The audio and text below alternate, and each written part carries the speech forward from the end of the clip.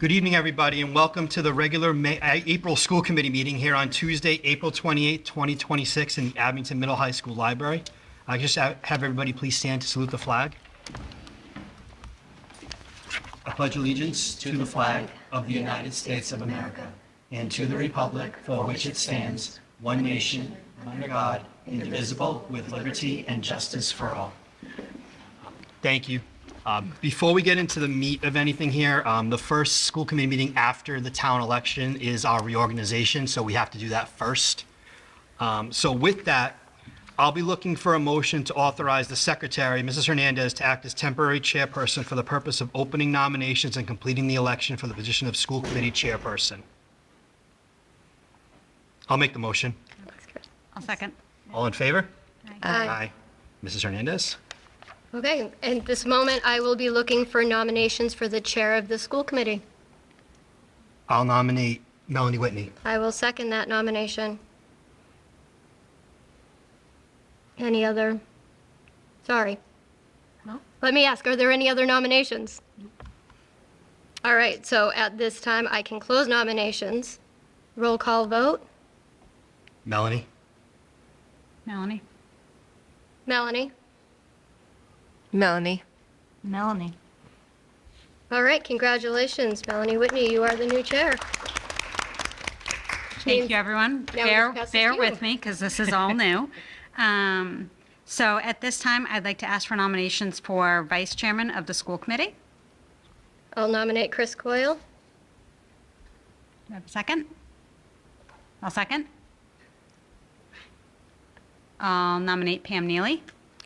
I'll second. Any other nominations? Okay, at this time, I will close nominations by roll call vote. Each member will announce their nominee. Chris? Myself. Heidi? Chris. Melanie, I'll go Pam. Pam? I guess I'll vote Pam. All right, Caroline. Pam. All right. All right, congratulations, Pam. You are a new Congratulations. vice chair.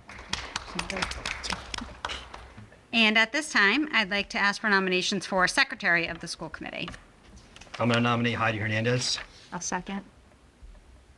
Any other nominations? At this time, I will close nominations. By roll call vote, we will choose our nominee. Chris? Heidi? Heidi? Heidi. I am Heidi. Heidi. Heidi. Fantastic. Congratulations, Heidi. Thank you. You are again our new secretary, and you do such a fantastic job. So on the first and second page of our agenda are the subcommittee and liaison roles. All of us have sat on school committee before, but in the interest of sharing with the public, the school committee has both liaison positions and subcommittees.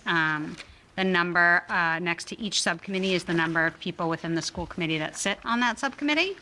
If you can please reach out to myself and Ms. Leach with your requests. And I think Chris usually says every year that we understand that everyone here has jobs and other commitments. Do your best to make them, but everyone who works with these committees understands that there are other obligations in your life as well. Melanie, I'll send you what everybody did this past one too, so you have it. Great. Much appreciated. Thank you. Okay, and at this time, we're going to move to the hearing of visitors. So if any visitors would like to approach the podium, just please state your name and address for the records. Seeing none, we will move on. So next up is the reading and approval of records. I'll be looking for a motion to approve the minutes of the March 24th, 2026 as presented or amended for our regularly scheduled meeting.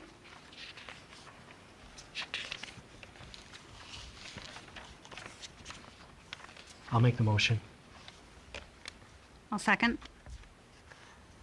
All in favor? Aye. Aye. All right, that was my first vote. I did it. Got it. Okay, so now moving on to new business. So the school committee has representation on the Abington CAM, the Community Access Television Board of Directors. Our current designee is looking to retire at the end of May, so we are looking for representatives who are interested in that position. If you'd like to submit your letter of intent and letter of interest, you can submit that to myself, my school committee email address, by the end of this month so that we can start to get some candidates in and appoint them into that position. Did I miss anything on the CAM Board of Directors that anyone else would like to add? Nope. Okay. Wonderful. All right, and now we are moving on to the report of the Assistant Superintendent, Dr. Basta. Do you want to turn it right over? Sure. Okay, so now we're looking for the Guidance Department update from Ms. Katrina Park, Director of Guidance. Hello, everyone. Thanks for having me again. This is going to be brief, but please let me know if you have any questions. And our areas of focus remain the same. We continue to increase student knowledge of variety and post-secondary options available to our students. We often have colleges come into the guidance office and trade schools and other representatives just explaining to kids all the options that they have after high school. So we hope to continue to do that in the future years. We also continue to be educated on local mental health resources available to our students. Every year, we usually have a local mental health agency come in. This year, we had the Massachusetts Center of Adolescent Wellness, which is a partial hospitalization program in Braintree. And they let us know about all of the resources that they have available to students. And what was great is that they accept a lot of insurances. So that is sometimes a barrier for our kids, but it's nice to give them more options for that. And then to continue to partner with local organizations to provide students with equal access to educational opportunities. A lot of our students do have need, so we want to make sure that we are supporting the ones that have need. So just dipping into our local resources to make sure that we can best help support, get their educational goals. Oh, did I just do that? Yeah. Okay. The APS strategic plan, I feel like the guidance office definitely focuses on increasing family awareness of opportunities to be involved in school-based activities. We do this through multiple mediums. Primarily, we have a guidance newsletter that goes out monthly to explain all the information that we have to families. We send that out through ThrillShare so that the community can get that. Also, we have nightly presentations, one on financial aid in the fall, and then on college admission night presentation, that's usually in February. All parents of any age students are encouraged to attend. It's primarily focused on juniors, junior parents going into senior, but it is open to everyone. Just a quick note on our partnerships and resources. We partner with Mass Hire, and they provide us with a lot of different career readiness resources, and a lot of the field trips that we do go on are funded by Mass Hire. So our students went us on a STEM career field trip to Bridgewater State this year. They did a career day conference back in April, and we are going to be doing a construction day field trip in 2 weeks. Which is a really exciting one because students get hands-on experience with some tools. They talk to a lot of the members of the trades. They get contact information, so it's a really great opportunity for our students who aren't seeking college after high school. This is a really great field trip to kind of open their eyes up to the world of work and trade. The other organization that I really want to highlight is Have a Sammy Kinda Day. They have helped us tremendously in helping support our students with financial need. We helped 10 students with their prom needs this year. They gave us gift cards. Have a Sammy Kinda Day gave us gift cards to give to any student to help with their prom needs, so whether that's dress, hair, tuxedo, makeup. We were able to provide 10 students with assistance for that.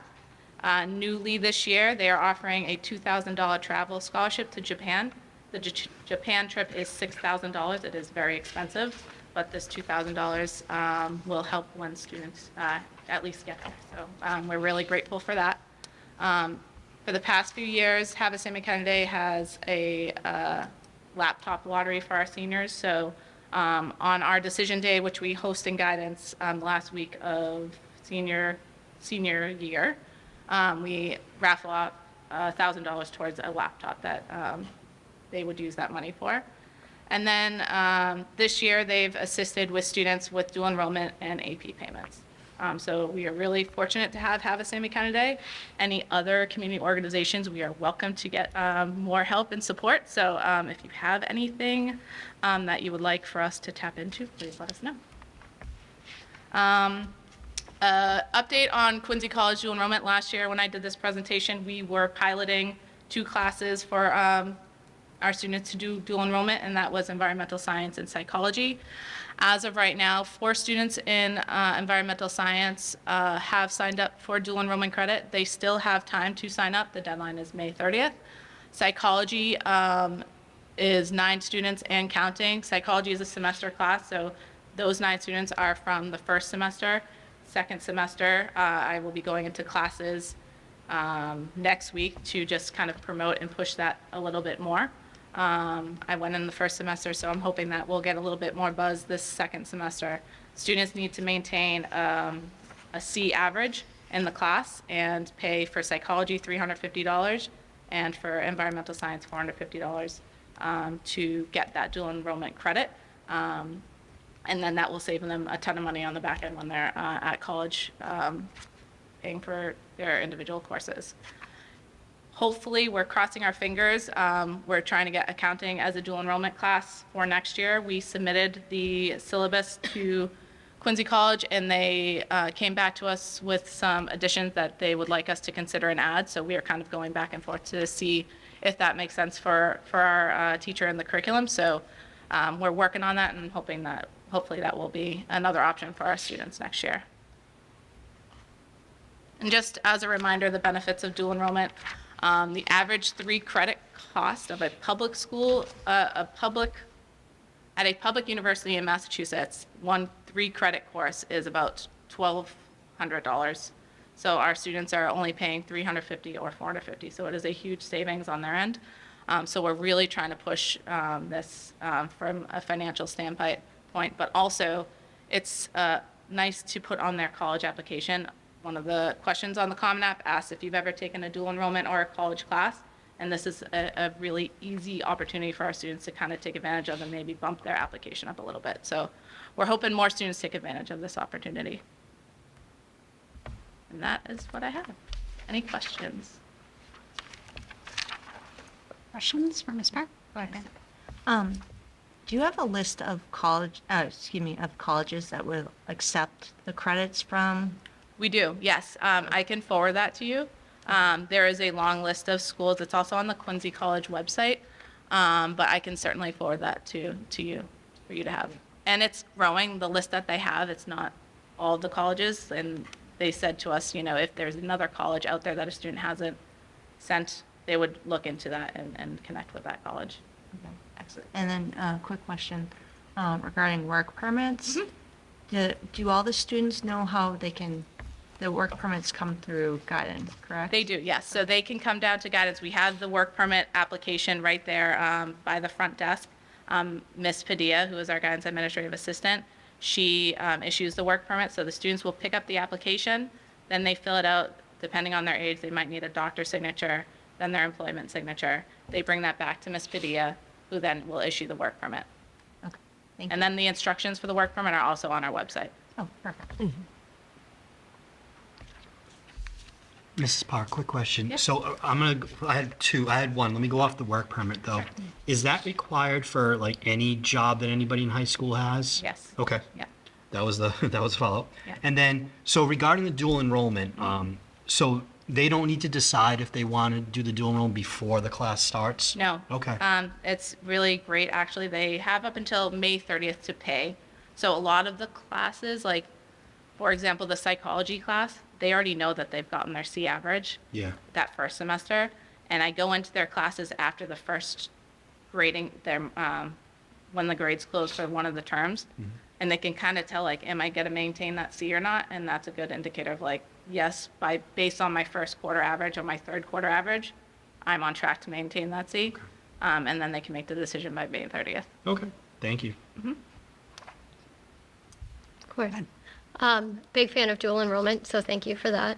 On looking at, my question is kind of broad, but you see the students come through, you know where they're all going. Are you starting to see more of an outward trend of where our students are landing after graduation.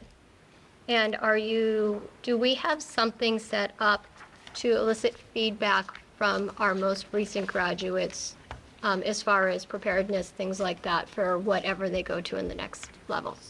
So to answer can you rephrase That the was first like part of 6 your, questions in one. the first part of your question? Is that like where our students are now going for Yes. college? Are you seeing We're wider seeing, trends? yes, we're definitely seeing more southern schools are becoming more popular. I know this year we have like Alabama and we have South Carolina has kind of been up and coming. We have a kid that just got into, I think, Miami. A lot of my juniors, or a couple of my juniors, are like a California, like applying to California, which is nice to see. I want them to kind of spread. I have had some international students, so I know that I have one student at the University of Galway. I'm trying to think. Definitely more so than the past like 5 years. They're branching out in New England, which is nice. What about, are you seeing bigger trends towards, say, like military, trade schools, workforce? I feel like that's kind of been steady. I feel like our percentages, we usually send about like 70 to 4-year colleges, 70% of students to 4-year colleges, and about like 20 to community college. We're definitely seeing a little bit more of an uptick with community college because it's free now. Yep. So those percentages are kind of shifting. Military and work are generally like the same, Okay. I'd say. So my follow-up to that is, do we have some sort of feature or ability for our students who have graduated, say, within the last 1 to 4 years, to give feedback as to how well prepared, or maybe were there facets of their education that were either a stumbling block or stood them in good stead for when they went on to their next steps? So we don't have anything that's formal, but we've had students come back in the past to speak to our students. Not this year, but I feel like last year and maybe the year before. So that is something that we can definitely consider doing and getting more feedback from alumni. I just feel like in conversations with other students Yep. along the way. And my final point is sitting in a meeting with high school students who do not belong to me. One of the students was talking about how she was finding it important. She was seeking ways to get the word out to other students, to fellow students, about the role of guidance and how important it is, and how perhaps, I know you're super busy, but how underutilized sometimes it is by students because they don't understand the full scope. And just talking about ways for the students to encourage each other Yeah. to utilize guidance in a bigger way. But the fact that the students who are availing themselves of the opportunity are finding some really solid help, advice, things that they didn't understand guidance could do. There's definitely like a stigma to come down to guidance, I feel like sometimes, especially like if we're calling into a class and saying like, hey, can you send so-and-so to guidance? Like, I feel like sometimes there's a little bit of a stigma there as to like, why are you going to guidance? We try to do our best in terms of like our presentations with each grade level and explaining the roles of what a guidance counselor is. Freshman year is definitely like a big overview of guidance. And we try to make ourselves visible and available at a lot of the events that the students have. But if I can brainstorm, if you can brainstorm, if the kids can brainstorm ways to make us more, I don't know, welcoming or. I think you've got you know. some student ambassadors Yeah. out there, but yes, so Yeah. thank you for that. At least it was nice, it was refreshing to hear a student's perspective Yeah. on what the perception is, but really what they've been able to gain from that, so. I appreciate that. Thank you. Okay. You good? Okay. I have a few. So to highlight back the number of students that are in the dual enrollment, I just want to clarify, that's not the number of students in that class, that's No. the number of students who are seeking dual enrollment credit. Yep, who registered. Okay. I can tell you the number if you are interested. Yes. Just in terms of I like, wrote is it it down. running with like 15 kids and the kids just? No, it's quite a lot. Okay. So for environmental science, 30 total are in environmental science, but only, Is that one section? that's 2 sections. Okay. So there's 4 students out of the 30 in the 2 sections. For psychology, 9 students have registered, and there's 73 total. So there was 2 sections in the fall and 2 sections this semester. Okay, so very popular content, uncertain for students as to whether they want to get the credit, which is probably it's just the just on-ramp. new. Yeah. And I think they're just trying to like test the waters and feel it out. I'm hoping we can- $450 at the beginning of another athletic season was Right. also, A consideration. I can speak to that one. Yep, we haven't paid yet, but we will be, so, yeah. Yeah. Gotcha. Okay. All right. Very helpful. And then for the students and the educator in that room, how does the dual enrollment change their experience? Is it just that the syllabus, kind of like AP, the syllabus has to be approved ahead of time? So the students, regardless of if they're taking dual enrollment or not, are getting the same curriculum, the same teaching. There's no additional content or no additional project or assignments that they have to do. It is completely the same. It's just a matter of if they want to pay and if they get the grade. And does the educator have to, other than submitting the syllabus, do Other they than have submitting to? the syllabus and the resume to Quincy College, Okay. that's how they verify. So I would say rigor and pacing are Yep. something that Quincy College looks at, so intense, I yeah. think that's kind of what you're asking. They get a glimpse into what a college course might look like.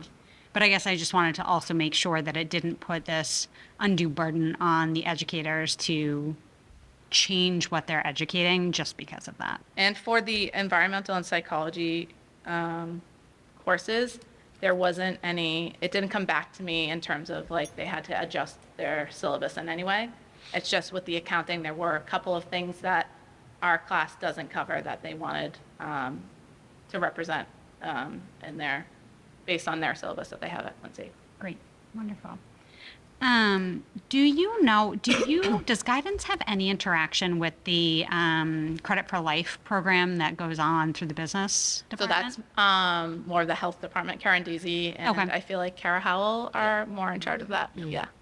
Because I just wonder if there's a way, thinking about career options, I know you do a lot of the field trips. It would probably be nice for local employers to understand our students and if they can participate. I know a lot of the banks usually participate, but there's more than just banks around here. I wonder if that's a door that could be open to get some of those folks in to give kids a glimpse into what life in the working world might look like. Yeah. Both for students going directly into workforce as well as those who are going on to further education before the workforce. So, potential option.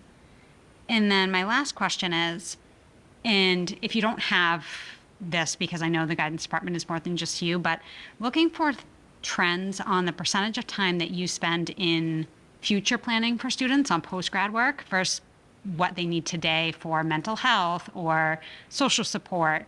Like, where does the majority of your team's time go to? That's a really good question, and I feel like it always depends on the season. And,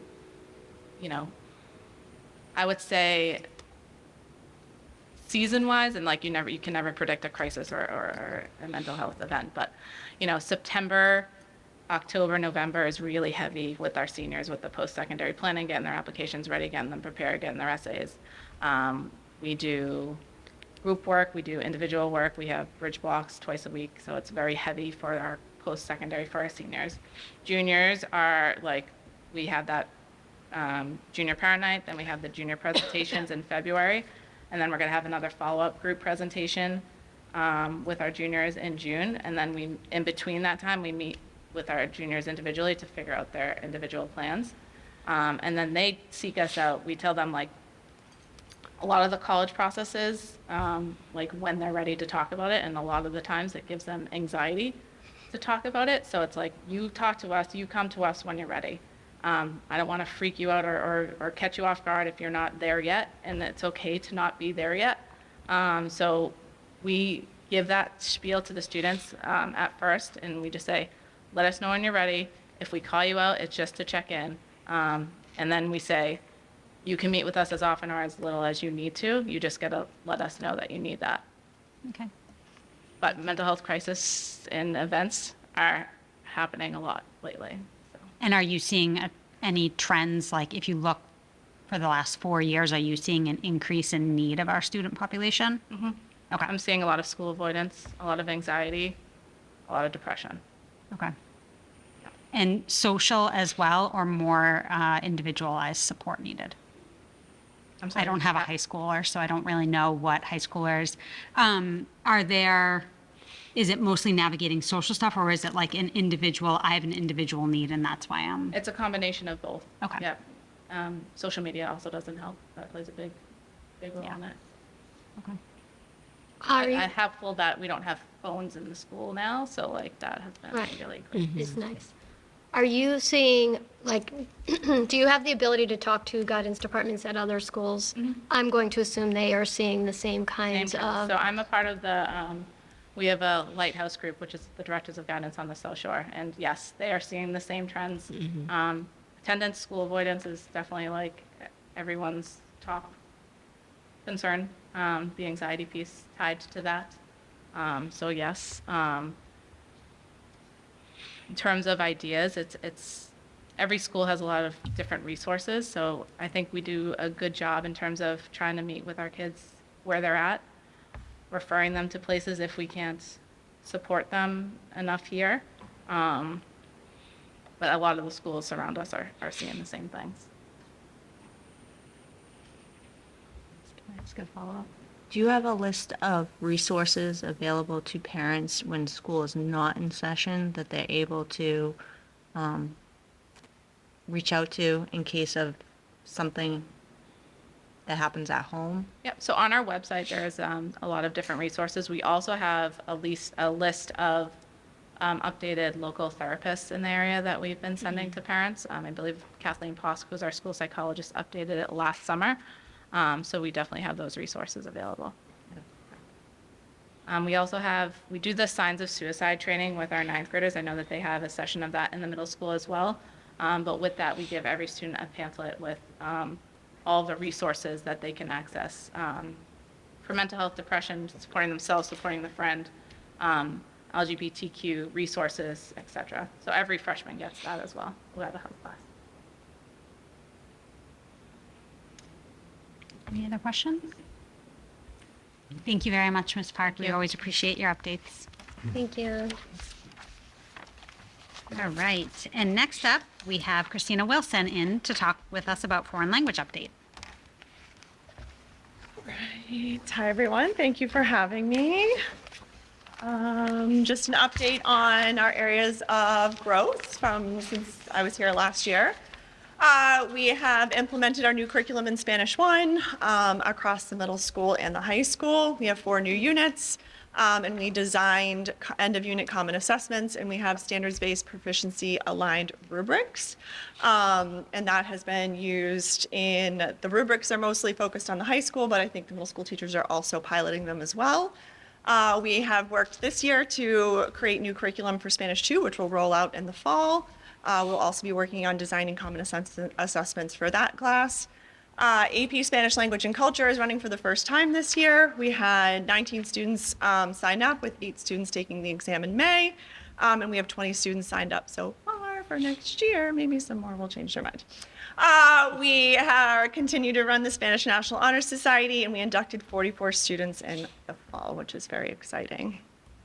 Our connection to the strategic plan, our curriculum overhaul that we're doing to align with proficiency, aligns with the improved student outcomes through vertically and horizontally aligned curriculum instruction and assessment. Again, making common assessments for the end of all of our new units, overhauling our curriculum to feel more authentic and real world. We actually surveyed our students this year at the high school to kind of get some feedback on the program. We've used their input to design some of our new units at the high school. So that's really how it connects to the strategic plan. And again, continuing to design standard-based proficiency aligned rubrics. So are they novice? Are they novice high? Are they intermediate low? It gives them really clear feedback on where their proficiency is. Our stamp data, this is the exciting part, I would say, of my presentation. We had 89 tests taken this year across 4 languages, including Jamaican Patois, which was taken on a different platform than we typically use. We have 10 students so far qualifying for the Seal by Literacy. We had multiple students who were eligible for a retake.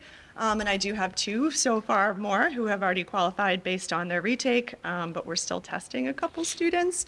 But you can kind of see some of the growth in the amount of students taking the test. And in particular here is the breakdown. Last year, is information from the bottom from last year, and at the top you can just see the overall growth. And then on the consecutive slides here, I have it broken down by each domain. Our reading scores, we've gone up in every area, which is very, very exciting. It was very cool as we were proctoring to see the scores come in and be very excited for the students. Writing, again, you can see a big shift. Listening and speaking. And we actually have the one student who scored the 2 took the wrong test. So should not have been tested in Spanish. But you can see there's a whole bunch of growth. So we're feeling very proud of the students and the work that they're doing in the department. So those are the big updates for me. Very short. So I don't know what questions we have. I just have a quick one, Ms. Yeah. Wilson. So just, this is more out of curiosity and just kind of seeing what, and maybe if we go back to last year, what are, because it says 4 languages, but we only have a couple of them because that's who qualify. What other languages are they taking the tests in, besides the ones that we have on here that shows what they qualified in? We had a student take it in Polish this year. Oh, okay. Sometimes we do Haitian Creole, French are popular. We've had Russian before, Cape Verdean. Okay. It depends. Okay. Yep.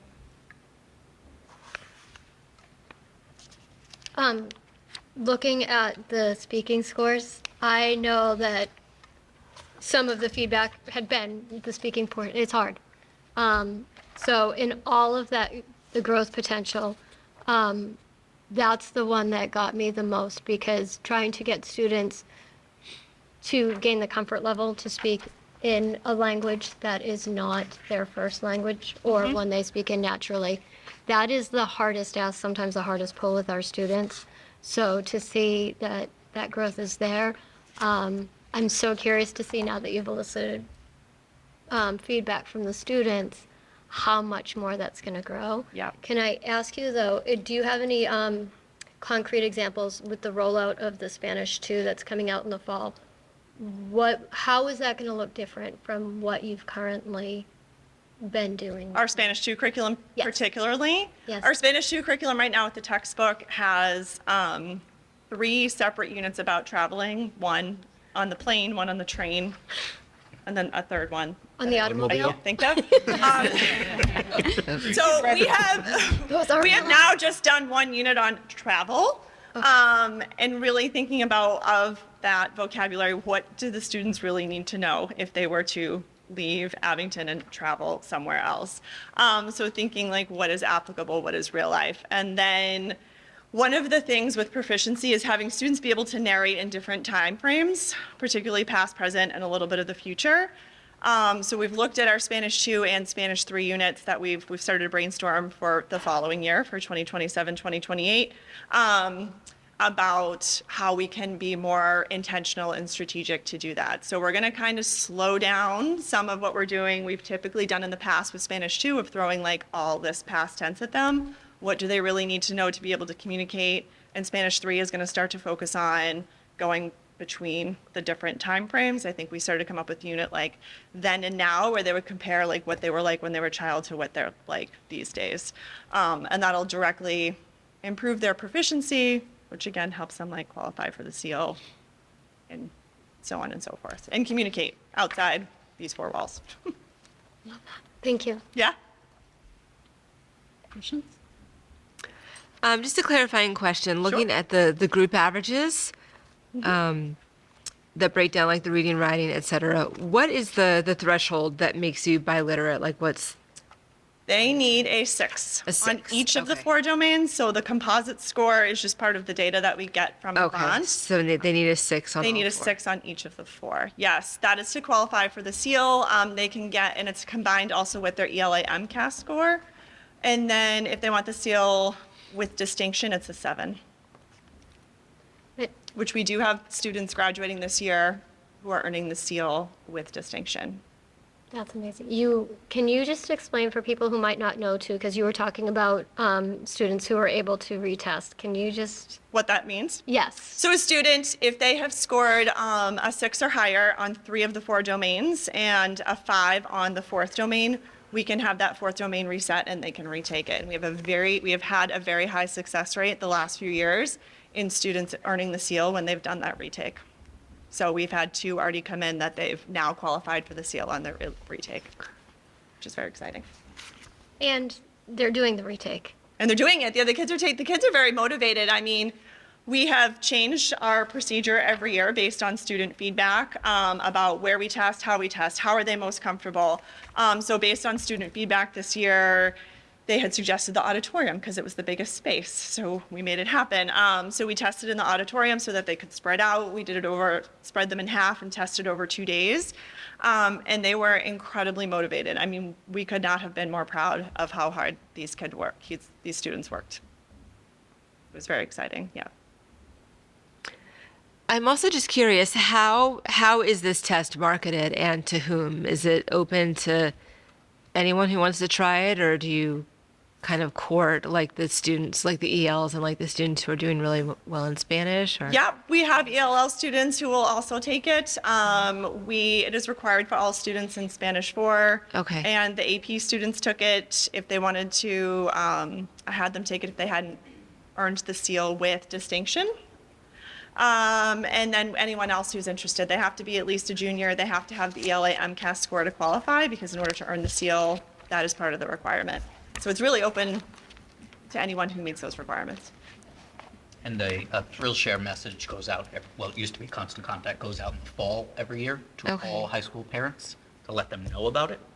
And then your department follows up later, and so does the ELE department.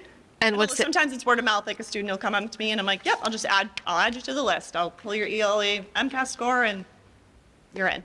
what's the ELA MCAS requirement? Like To proficient? qualify for the seal is a 472, 472. and And- it's a 5. Okay. Oh my goodness. I want to say 507 with distinction. Okay. Don't quote me on that one though. Okay. It is a 472 to earn the seal. And that's on the 10th grade? Yes, the 10th grade ELA okay. MCAS, yes. Other questions?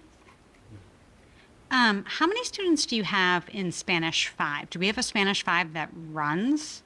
It's for AP. seniors? It's just AP? Yeah. Okay. Yep. And have you seen the number of students, because junior and senior year, they don't have to take language, am I Correct. correct? So are you seeing any trends with students who elect to take language junior and senior year? I'd say there's a little bit of growth in Spanish 4, but this is the first year that we've offered the AP Spanish course and 20 students signed up for it. So that's growth. Those current seniors are the ones that made that class happen. They approached me as sophomores and said it's in the program of studies. And I was like, okay, I'll get back to you guys. And so I said, well, I've taught AP before, so I can teach it. And they signed up. So here we are. So we have 20 more taking it again next year. So I think we're definitely starting to see some more buy-in and for the program. Awesome, very exciting. These scores are great, and I know scores are only one metric, but they do show the growth. And as Heidi mentioned, I know that was a focus last year, is on the speaking side. Yep. So clearly, whatever the team is doing is effective Yeah. for the students. So Thank you. thank you very much. Very Any proud of the questions? students in my department, so thank you. Wonderful. Anything else? Thank you very much. Thank you. We appreciate the update. All right, moving on now to the report of the Director of Student Services, Dr. Robbins. I think everyone can look over in the packet. There is a homeschooling request. If anyone has questions for Dr. Robbins, I'm sure he can speak to it. If there are no questions, I'll be looking for a motion to approve the homeschool request as presented. I can make the motion. Second? All in favor? Aye. Aye. Great, thank you. And next up, Dr. Robbins, you can stay up here, because your next presentation, I think this is your presentation, is the role of the paraprofessional tutor and the specialized tutor. Oh, yeah, that's exactly right. So, yeah, I'm here to just share a few notes on what these roles entail, paraprofessionals, tutors and specialized tutors. And so I've prepared it to just be an overview, and feel free to ask any questions that you might have to help just illustrate the roles. So I'm going to start first with the paraprofessional, because I think by explaining that, it's only with a few tweaks that it brings you then to a tutor and to a specialized tutor. So we'll start first with the paraprofessional. One thing I'll say is that the paraprofessional assignments can look considerably different just depending on where you're assigned. So when I try to tell the story of paraprofessionals here in Abington, you might think of exceptions. And what I'm trying to say is just, yeah, the role is pretty wide ranging depending on where you are. So to kind of give you some of the themes that are present in the paraprofessionals are that, so we're at the kindergarten level, each kindergarten classroom would have a paraprofessional present. And that individual is there for classroom support in order to manage the student needs at that developmental level.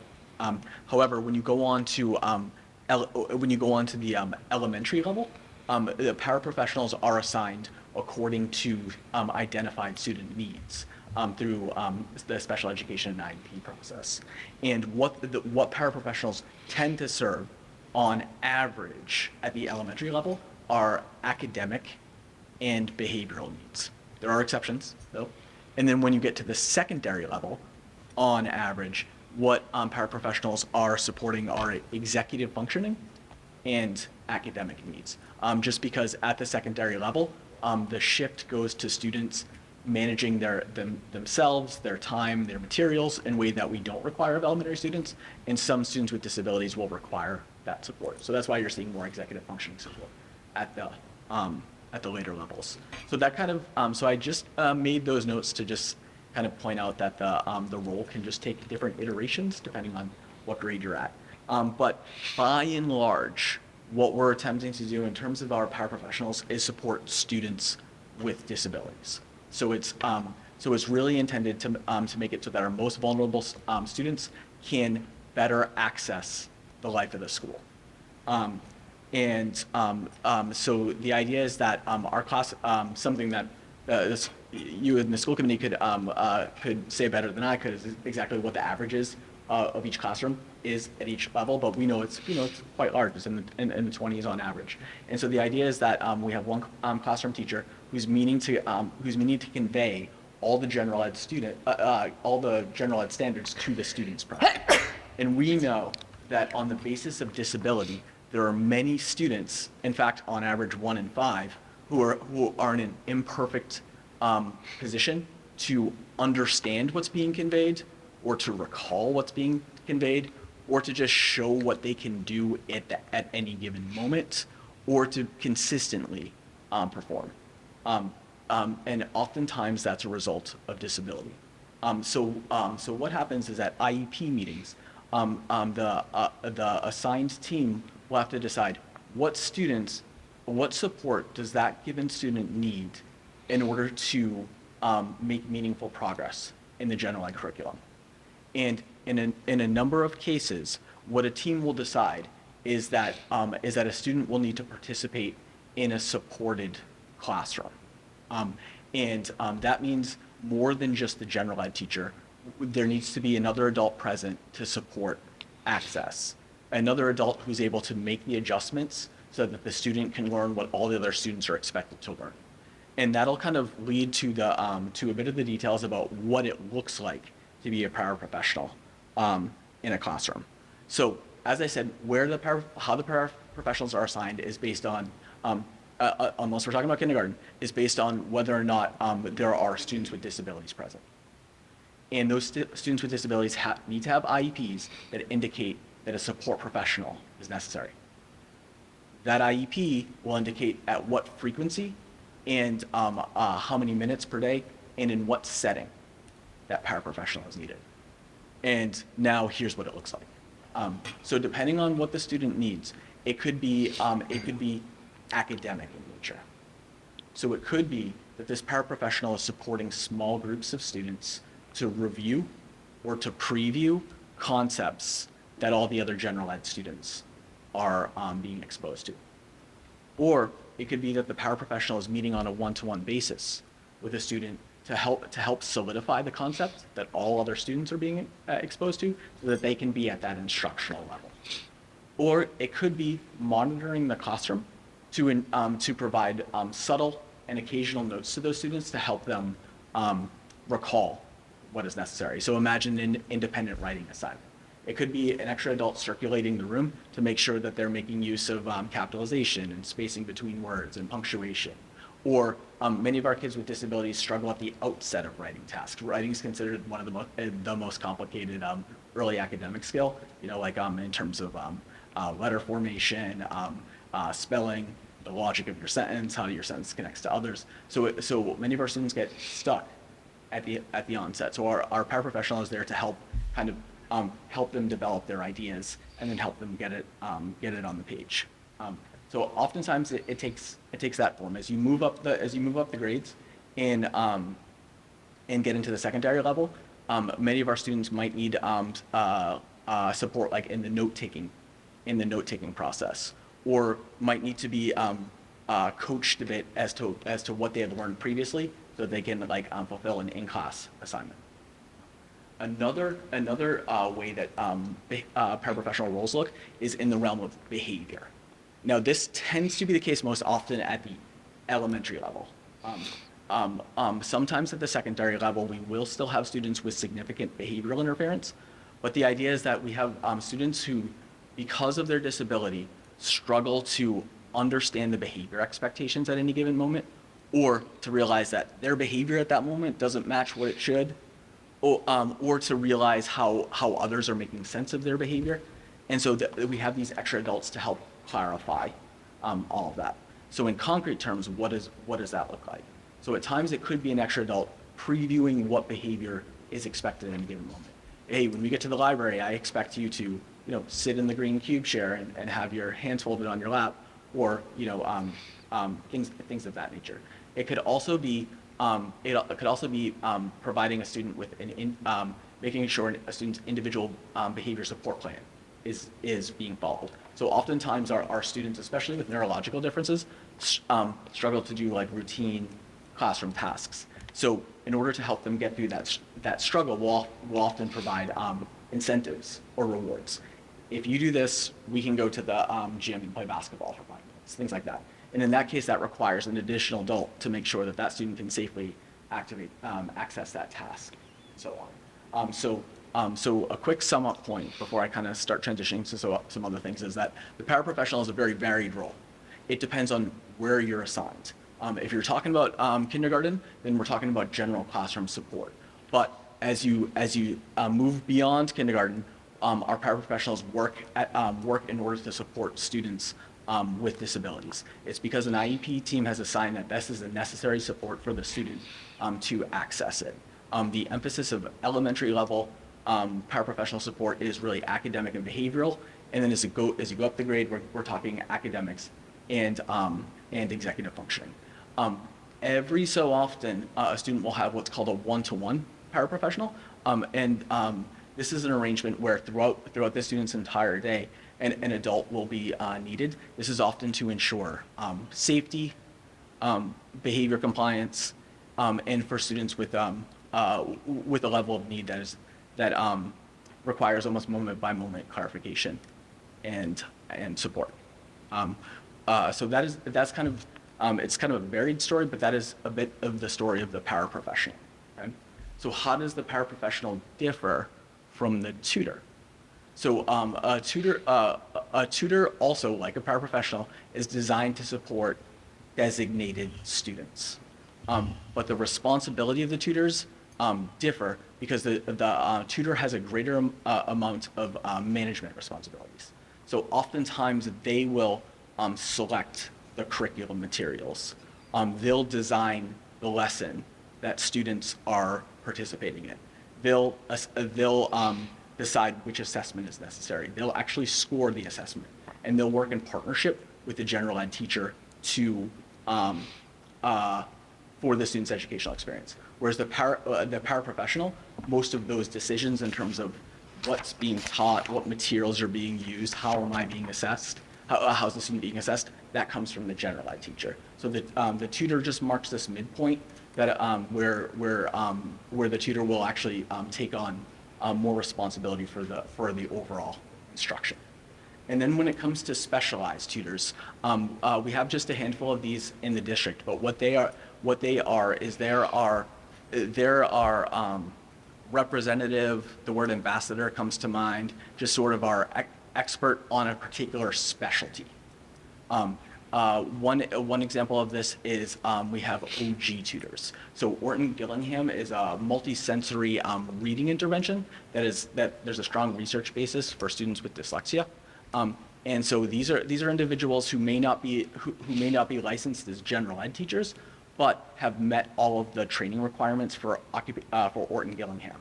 And therefore, we're able to say that a student is receiving like credentialed, licensed Orton Gillingham instruction, but they're not a teacher. They're an OG specialist, or in our words, OG specialized tutor. Another specialized tutor arrangement that we have in the district are for assistant behavior therapists. So what they are is they have a lot of expertise in the field of applied behavioral analysis, and they work closely with our BCBAs.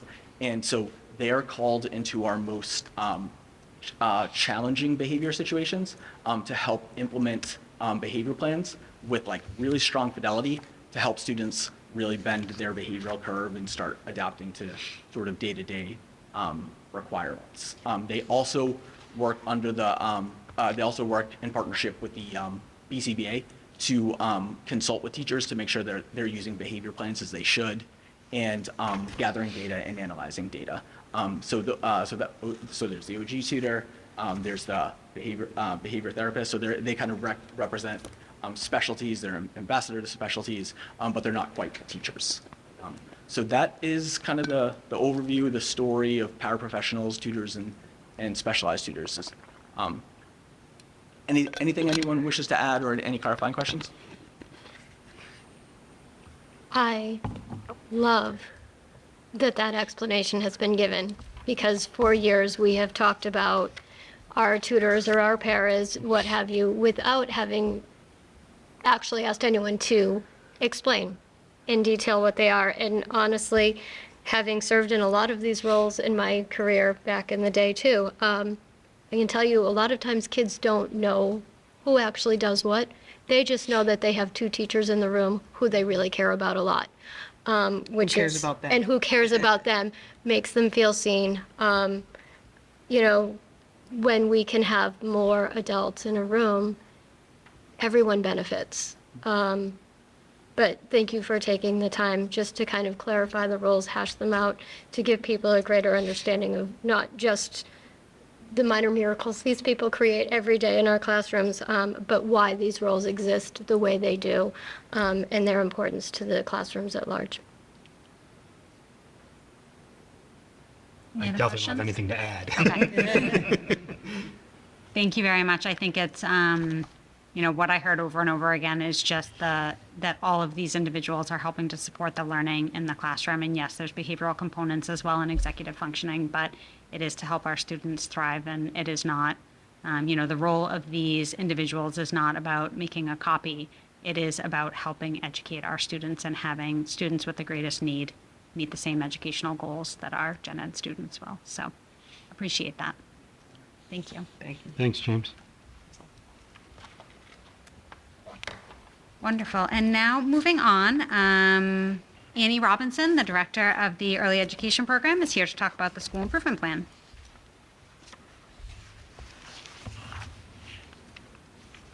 Hi, everybody.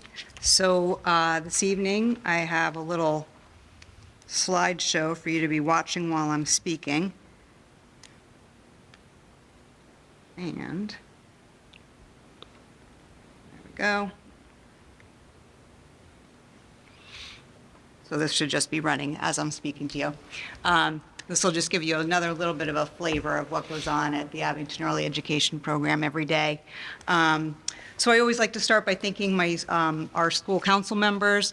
We have our parent representatives are Ms. Ashley Medeiros and Mr. Derek Gately. Our teacher representatives are Ms. Ashley Levesque and Ms. Melissa Foley, and Mr. Chris Coyle is our representative from the school committee. So AAP is a very active place. We currently enroll 106 students as of this afternoon. along with another handful of students. We have approximately 10 to 12 students that come for walk-in services. The tuition increase that we implemented this year has had no impact on our enrollment. We are full this year. Our registrations for next year were filled within a week of being open to the public, and we have a very healthy waiting list. The special education referrals are hovering around 60 students for this school year, and those are referrals that typically come from early intervention and parents requesting evaluations for their students. So for our school improvement plan, this year we had, there were 2 goals on our school improvement plan. The first goal was in the area of teaching and learning, and this goal centered on our thematic curriculum. And really focused on continuing to write that curriculum, to increase the consistency between all of our classrooms, to ensure that our students are having similar content across the rooms. Every room obviously will have its own flavor based on the teacher in the classroom, but this way we know that they're experiencing the same content. Teachers continue to work on completing that. We hope to be done by the end of the school year. It might, the last unit or 2 might bleed into next year, but we've really made some very nice progress on that. Our technology specialist has been working very closely with our staff this year to create listening centers. She's created interactive attendance procedures for students that teachers can use with their interactive smartboards. She's expanded their ability to access the digital materials that are related to Learning Without Tears, which is one of our commercial curriculums that we use. Teacher read-alouds are happening every day in our classrooms. We're utilizing big books, which we've been able to purchase over the last couple of years related to our thematic curriculum. And every classroom has a dedicated book nook area where students are able to have open access to books at any time throughout their school session. Our second goal was related to communication as well as culture and inclusion, and really worked on expanding and strengthening the AAP community, both here at 201 as well as with our families. Our teachers have worked to create a common newsletter that's shared monthly that talks about, really talks about the curriculum and what the students are learning and what they're being taught in school, as opposed to it being sort of like a frequently asked question type of a thing, or a calendar of events. It's really related to what is happening in terms of the content that the children are experiencing. We were able to hold 3 family events this year. One of them, our 4th event, got a little bit waylaid given the snow days, but we were able to hold our pumpkin patch in the fall. We did a spring planting event with our families, and we have our upcoming end-of-year celebration, which incorporates learning activities such as we typically do a book walk as part of that, which families seem to enjoy. Our intern program here continues to be popular both with our middle school and high school students. This year, we were pleased to have 25 high school interns join us. They come on a weekly basis. A couple of them come twice a week based on their schedules and interest. And we also had 15 peer leaders come from the middle school, and they come every other week to spend time in our classrooms. In addition, we've had sort of one-time visits from the anti-bullying club. They came in, there's actually a couple of photos in there at some point, and read stories to our students, which the children certainly enjoyed. In addition, we have connected with the music department, and we've been invited to go to their rehearsals for their holiday concert. We were invited to come listen to some of their dress rehearsal for the musical Into the Woods, and that's just a great experience for our students. And additionally, we completed a family survey to gather more input from our families about what they're looking for related to our curriculum, their engagement opportunities, as well as areas that they would be interested in learning more information about. So that was our plan that we've been working on this year. For next year, we're also proposing 2 goals. both of which really expand on the goals that we worked on this year. The first goal, again, is in the area of teaching and learning, looking to strengthen our curriculum through an ongoing review of our units. So now we're going to be, we've kind of come full circle, at least on the first half of our curriculum, where now we'll be really going back and looking at that cycle of reviewing, like we're going to plan together, we're going to teach the units, we're going to review them, see what went well, see what we want to change, and then refine them as we move along. We plan to develop home learning kits for specific units. So these are just extension activities that the students will be able to bring home and experience with their families. We'd like to provide opportunities for professional staff to observe in neighboring districts. We talk about that every year, and it just never seems to happen. So we thought by putting it on our plan that it will be much easier for us to really to keep to that. Additionally, we are looking more closely at how we're progress monitoring, how we're making sure that our students are actually making progress and learning what we think they're learning. So we would intend to create student portfolios for students to assist with that progress monitoring. And then as a multi-year action item, we will be creating family-friendly learning guides for each of the units so that as children are in the going through the different thematic units, we'll have information to share with families that's a little bit more in depth than the monthly newsletters are. Our second goal that we are proposing, it relates into the area of culture and inclusion. Again, aiming to work collaboratively with our family partners to increase opportunities for parent education and homeschool carryover of developmentally appropriate skill areas. Some of the action items that we will be working on will include looking to do 4 to 5 family events. On our family survey, that came back really loud and clear that the families really want to be here. They want to be coming in more often. We typically have 100% minus one family, maybe for each of our events attendance, which is just great. So we'll be looking to increase those. We'll be looking to add 3 family education sessions. Again, this was something that came out of our survey.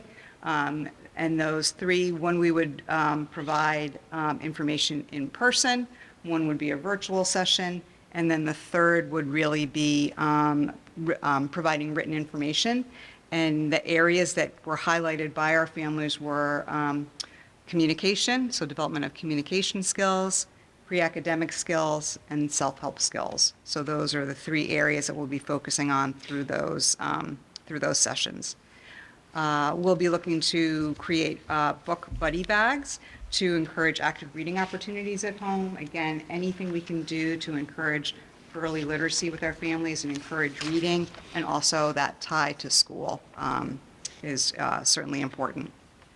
We'll work with our technology specialists to begin to create a one-pager reference sheet for families related to communication and navigating the communication systems. That did seem to be an area that was confusing for many of our families, and again, it was something that came through on our survey. And then finally, related to this goal, we would like to implement a special birthday guest reader for our students, so students can invite a family member to come in and read. They could ask it could be another teacher in the program that they'd like to come read in their classroom based around their birthday. Summer birthdays we would account for at the beginning and end of the year. And then also considering doing a community reader week where we would invite people from all different areas of Abington to come in and read to our students. So that's what our proposed school improvement plan is for this year, and a review of what we've accomplished so far. And I'm happy to answer any questions. I don't have any question. I don't have a question, but I just think, I just want to hit on the continued great work that you continue to do there. Obviously, even with the tuition, like you said, it was filled within a week, and there's a waiting list, and I don't know, maybe there's a way to get more opportunity for more people to be able to come so the waiting list isn't as long. in the future. I know there's a lot of things that can go into that. So I just want to say thank you for all the work that your staff does. A lot of that staff I lived it about 8 years ago. So, or actually, Jesus, about 12 years ago, now that I say that. So just thank you for everything you do. I guess one question, is there a required special ed to non-special ed ratio that you have in the program right now? There is. So in our integrated classrooms, we follow the model with 15 total students, 8 of which are students that are our community peers, and then 7 of which are students that receive some level of special education support. Thank you. I have a question.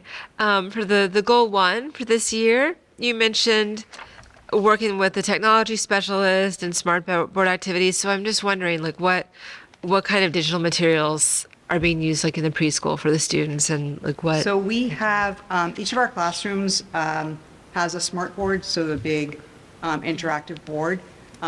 Vicki Graham has helped us set up different thematic attendance protocols for the students. So, for instance, during the transportation theme, the students will find their picture up on the board. They'll put it in a plane or in a car, and they'll drive it into the school or fly it to the school.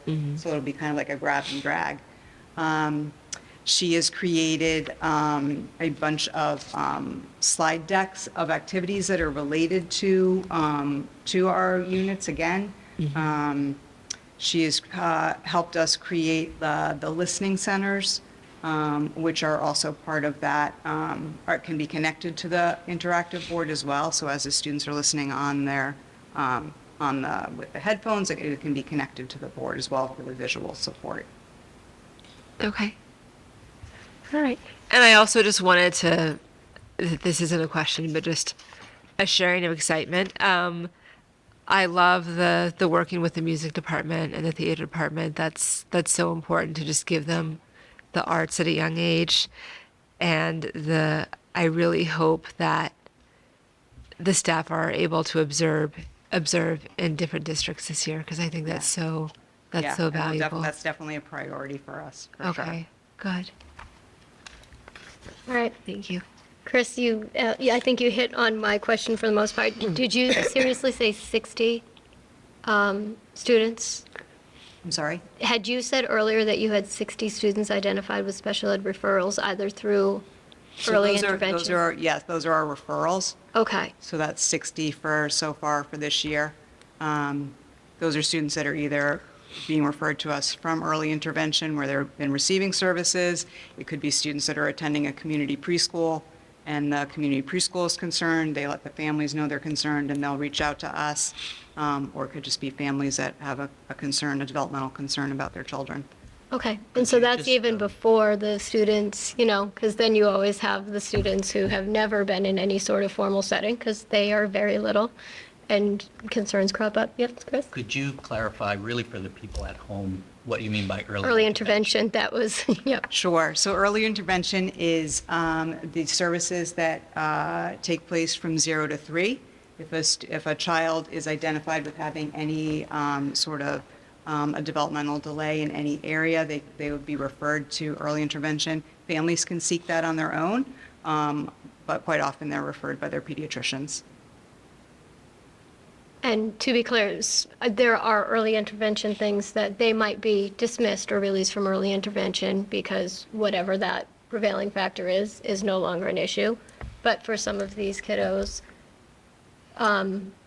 being part of the special ed department is just going to be, so you have a full gamut of Right. students across. Right, and vice versa. It could be, early intervention is really focused on family education. It's really moved much more to working with families to increase their skills and working with their children. So it could be that they are receiving early intervention services, but when we go through the evaluation process, we find that there isn't anything that would prevent them from being able to access the curriculum, which is what our big mark is for our special education services. And so thank you for that. My comment, I would say for the day, in goal 1, creating family-friendly learning guides for each thematic unit. I am a huge believer in starting as you mean to go on. And I love to see that for our families. If we are opening families in as academic and educational partners, the hope is that partnership follows up even as students gain more independent skills academically and otherwise as they get older. That is how you foster a love for independent and lifelong learning, how families learn to celebrate education, to value education, and you see that come through. So seeing the commitment here, I hope that this does follow our students up and through, but I love that, so thank you. Great. Thank you very much, and thank you for sharing this Thank you. slideshow as I well. love it. And seeing all those smiling faces, both on the adults in the photos as well as the students, is wonderful. And I just want to echo the appreciation for getting the rest of 201 involved, whether it's middle school peer leaders or the high school interns. Getting those students interacting with the youth is so great. And I'm hopeful that you are seen as a resource for non-APS organizations. So like thinking about youth soccer that these students could be a part of, Abington Celebrates, where we have a lot of community events. Like, I'm hoping that there's a connection there between outside of school and inside of school, that you can help bridge for some of these families the introduction to Abington as a community, not just within the walls of 201, because it's an exciting group of kids. So Absolutely. thank you. Thank you. Thank you. Okay, moving on to our next school improvement plan update on the Woodsdale from Miss Melanie Savicki. Let me bring up my slideshow.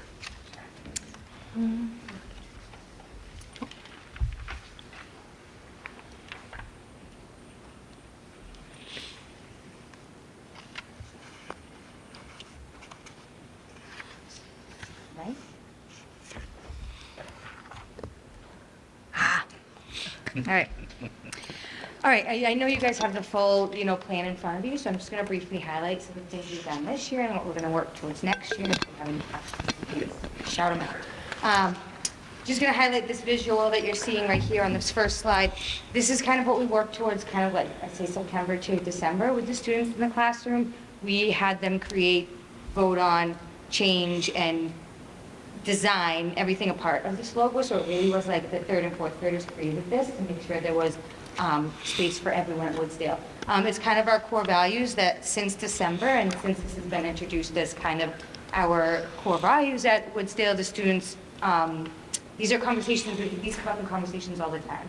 Whether it's, talking about something we're working towards, talking about some improvements we can make, talking about great things they've done, it always kind of goes back to this, this SOAR characteristic. So that's just something that we worked on this year in regards to the goals. Quick shout out to all my staff members and parents that helped create this wonderful document. I will say that we had great conversations and great feedback and great ideas from everyone involved. We had Erin Chabuco and Courtney McFadgen, who are third grade teachers in the building, Pam Neely, and then of course Jennifer O'Neill and Sarah June, who are both third and fourth grade parents. So we had a nice smattering of representation. So hoping that this document embodies that.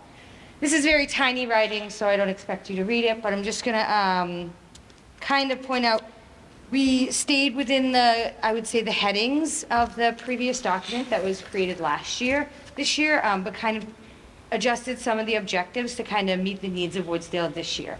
So while we stayed like within the areas, we kind of veered off a little bit with objectives. We just adapted and adjusted it to meet the needs.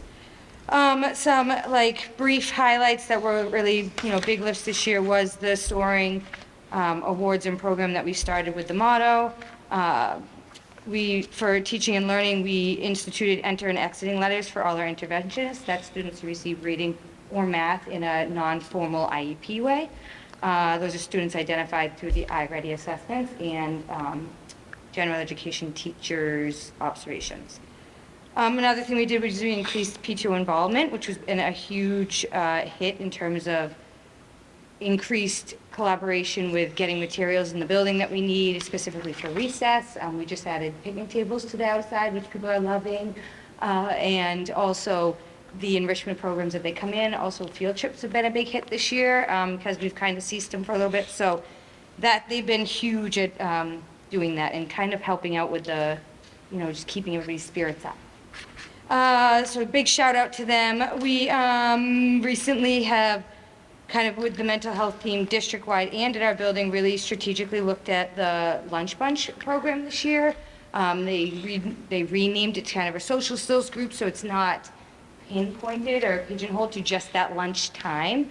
And it increases the amount that you'd be able to have, but also strategically makes it more of like not a reaction or something that people just get, but a program that kids can benefit from. So the mental health team worked really hard on making that a valuable resource in our building this year.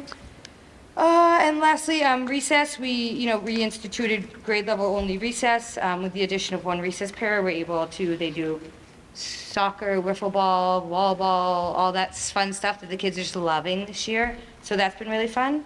And then in terms of safe, heading 3, the safe space, we realigned and edited our Alice drills this year. We do one in the fall and one in the spring to align more with, kind of where they came from Beaverbrook and where they're going in middle school. So we just in the fall, they looked at a slideshow to have more like conversations about what that might look like.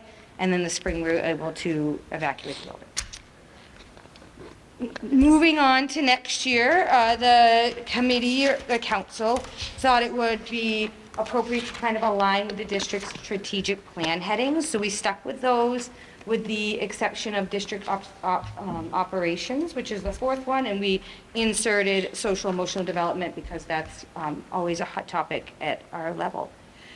Some highlights, although there's multiple objectives under each heading, in teaching and learning, I really think that this teachers and even students next year are really going to be focusing on the new ELA curriculum, whichever one we may choose, and aligning that to our iReady assessments and making sure that everyone's just kind of moving at the pace that they need to understand the curriculum and get the content they need.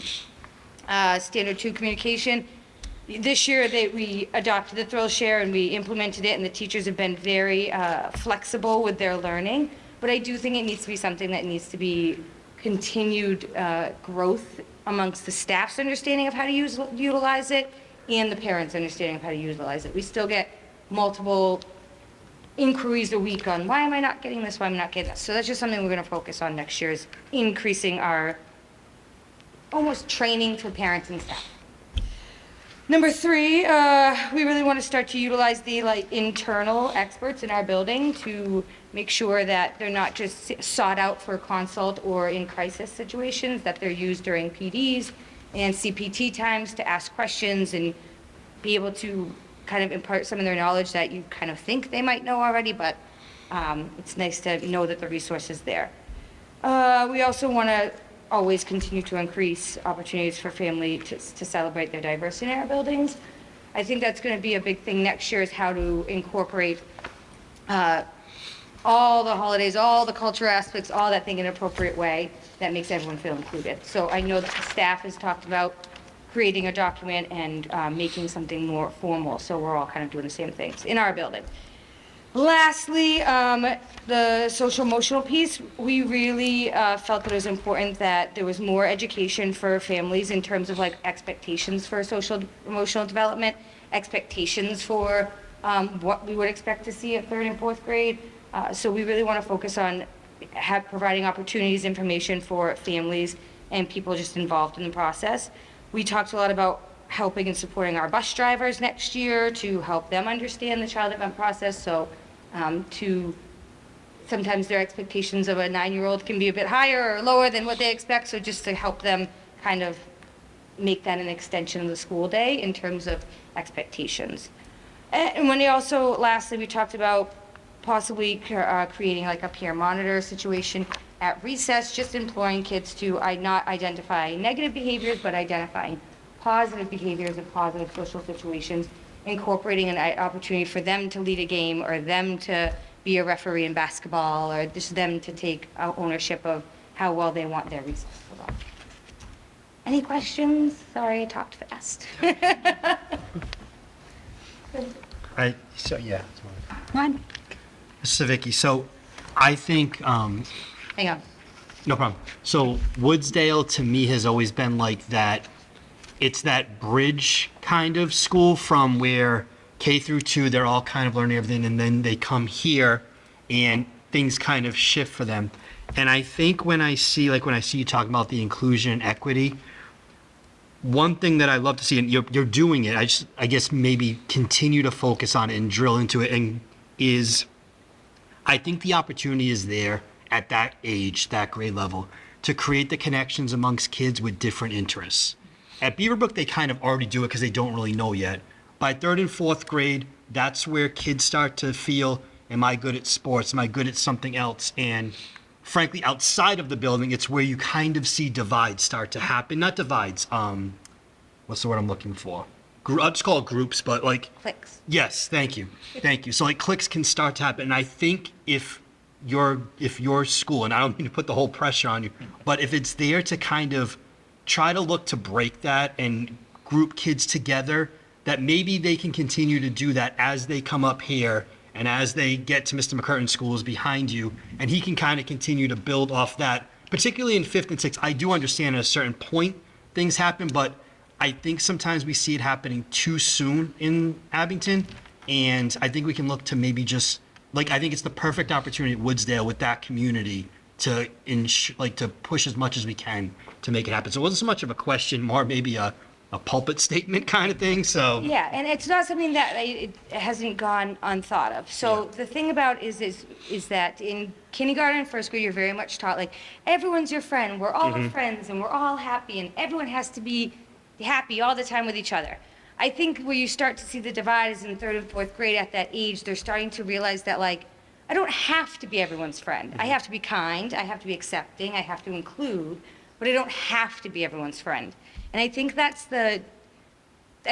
where we're missing the teaching part. Like, we don't have to, and I was just saying this today, like, you don't have to be their friend, but you got to be kind. Like, I say that 13 times a day to staff and students, Yeah. So I feel like it's a life lesson. You're going to be working in groups of large people your entire life. And as long as you learn those values and you have that built into you, I mean, the other stuff kind of comes. Yeah, and I think it's almost one of those things where they may not do the same things. If you may find somebody who you connect with, like outside of that kind of stuff, and it can maybe just continue into how things happen when they get out of Wizard. Because I do still think it, like when they're that age, it's still, but that's where, I mean, frankly, it's where like in our town, a lot of the different sports things start, and that where they're not everybody's together. And I think it's just a way to maybe try to look to keep them. I think you're doing a great job, just more continue it kind of thing, so. Yeah. Thank you. Do you have space on that soapbox for me? Can I jump on there with you? Because anyone who knows me knows that one of my biggest frustrations at times is just sort of what we're talking about here, where sometimes I feel like kids are missing the point of school because of the other noise. Like, you're here for your education, and also it costs nothing to be kind. You don't have to be everyone's friend, but you do have to be kind, respectful, everything else. And so seeing the word expectations, seeing accountability, all of that, it feels like at this stage you're putting the onus more on the students. And this is where they are at an appropriate age to start to do the heavy lift for that, so that hopefully by the time they're at the next stage and level of making more choices independently, things like that, a lot of this is instilled in them. So I very much appreciate that. Student accountability for their education and for their behaviors are things that I really think we can beef up at all levels. So I love that I'm seeing it here. So thank you for that. And then I do have one question, and I don't know, Dr. Boster, this might be more you, but I know just with 3rd and 4th grade, the snapshot of the iReady data that we have just starting, it started what, last year? Mm-hmm. Are we seeing kids coming in at the 3rd and 4th grade levels at different starting points for where they had been perhaps when we first started the program? I mean, I could speak to the kids that, regardless of iReady, the kids that I remember being in Title I in 1st grade are typically the same students that are receiving interventions in 4th grade. So I feel like whatever assessment tool you're using, the data's similar. It's the same percentage of students, just at a higher level, because the gap just gets, you know what I'm saying? The important part would be to make sure that you're identifying, is it an intervention need that can be intervened and kind of applied in practice, or if it's a need for referral to special education. But it hasn't the data, I wouldn't say the iReady. And I think one of the other parts of your question was perhaps from when we started, is our kids this year, at the beginning of the year, their initial benchmark assessment are the average scores higher than they were in the past? Yes, And part I of it. think because this is only our second year, we don't really have. Or I guess, are we able to kind of, I don't want to say laser focus because education is broad and Right. we don't want to laser focus, but is that data something that is useful to us right now as far as making sure that we are all staying on track in kind of in targeted ways? So it's definitely a part of the ELA work that our ELA curriculum committee is doing, Okay. which is to recommend for adoption a K to 5 literacy program, which we talked about November maybe. Where our students are in the different standards that are assessed by iReady and literacy is definitely some of the data that committee has used to inform their work. Okay, And then individual teachers use it also for their classroom. thank you. Any other questions? Thank you very much. I echo the other comments on, just the culture in Woodsdale just seems to be continuing to improve, and it's great for our students. All right. And next up, we have our final school improvement plan update. Mr. McCurtain with the middle school program of, you're just the program of studies. Just the program of studies. Okay. I'll be back next So month. with the Mr. school McCurtain's here for our improvement program of studies update. plan. I'll be as brief or as detailed as you need tonight. I know it's been a long night of presentations. I have 2 items for you, one of which I'm going to request a vote on, and that would be the first memo that you have in your packet. That has 2 course descriptions, that one of them would be an additional course description for the program of studies, and one is an update. The additional course description is for academic support, and that speaks to classes that happen for special education students in grades 7 and 8. As a school council and as a school, we felt it was important to kind of memorialize what that course is in our program of studies. It helps us answer questions about what it means to be in academic support. It helps the teachers understand the role of the academic support group. So the academic support classes really speak to individualized student need. So there's no written curriculum for academic support at the middle school. The curriculum for each child speaks to their individual needs as laid out by their individualized education plans. So that class really meets those needs as well as helps support them in the other major subject areas. Students typically have academic support either daily or twice a day, depending on their level of need. The second update really is one that should have been done coming out of COVID, and we thought we had, but we found out we hadn't. So here we are. Grade 8 takes part in civics, so this would replace the grade 8 history course description that is currently in the program of studies. Civics really is focused on the roots of the United States democracy, the foundations of government, and the role and responsibilities of the citizenry. Happy to entertain any questions about that. I was looking at it thinking, we do civics already. We have. Yes, Mr. Coyle, we do. My apologies. The academic support class, does that replace one of their electives, or where in the day does that Yeah, fall? great into the question. schedule? So middle school is a compulsory schedule. So all of our students take the same group of classes. There aren't Right. really electives in the middle school, but students who are involved in academic support, that does replace something for them. Typically, that's foreign language. Okay. And on that so I do understand it's part of an IEP.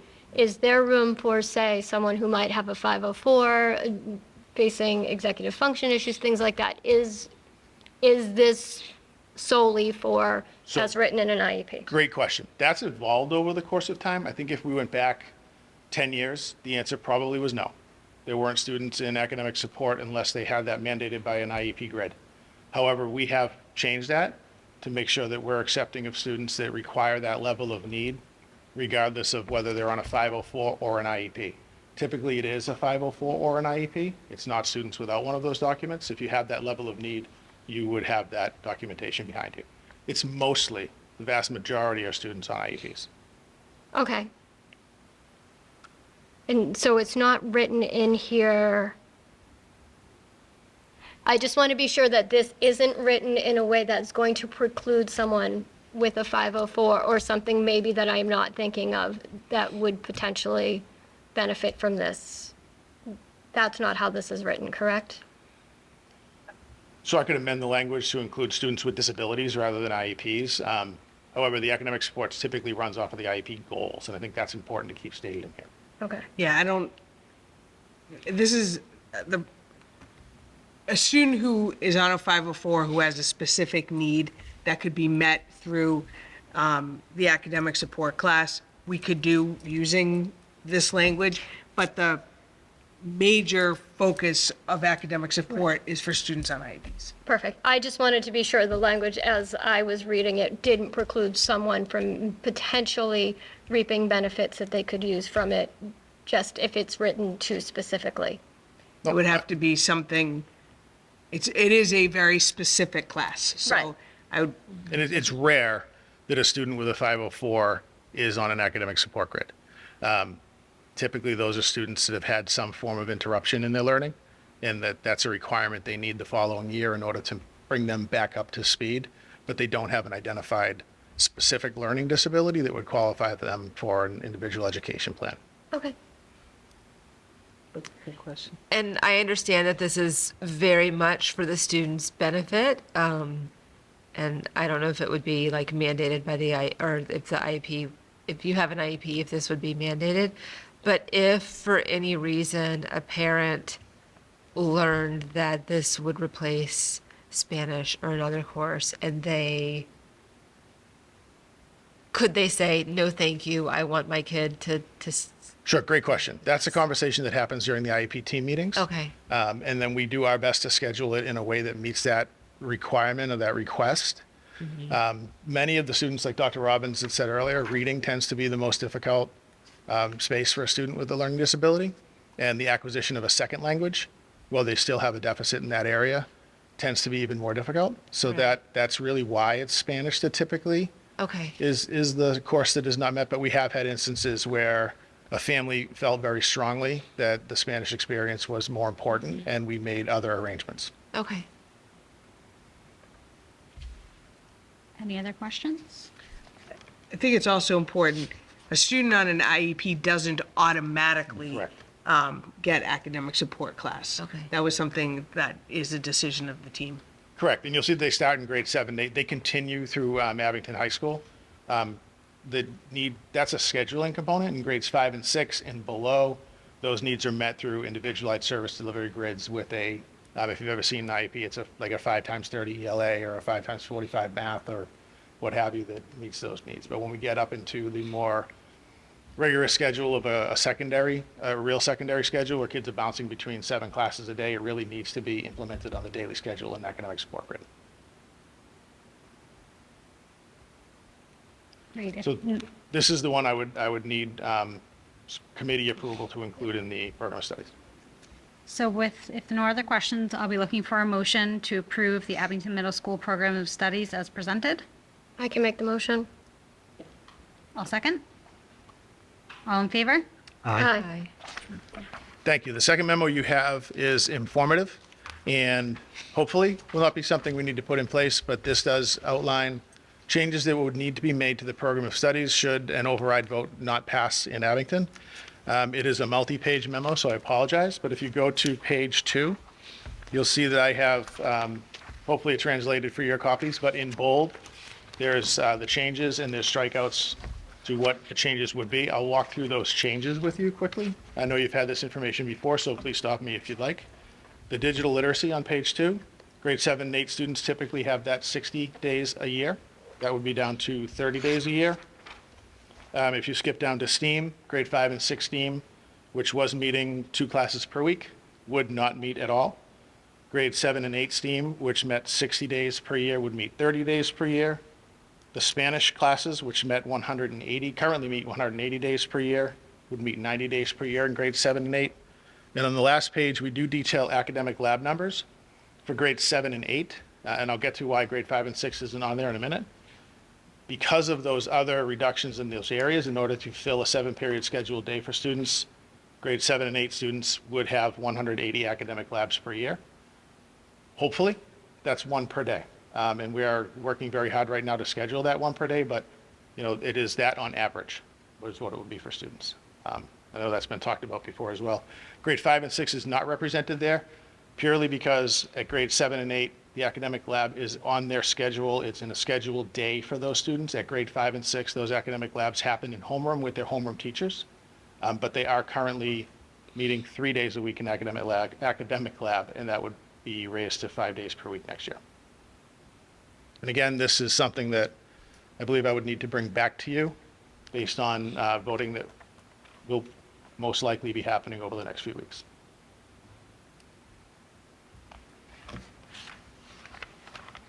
Thank you. Any questions? Okay, wonderful. Thank you. Thank you very much, Mr. Thank you. McCartan. Thank you. And next up on the agenda that was posted, we have the report of the student representative to the school committee, Andrew Van Luling.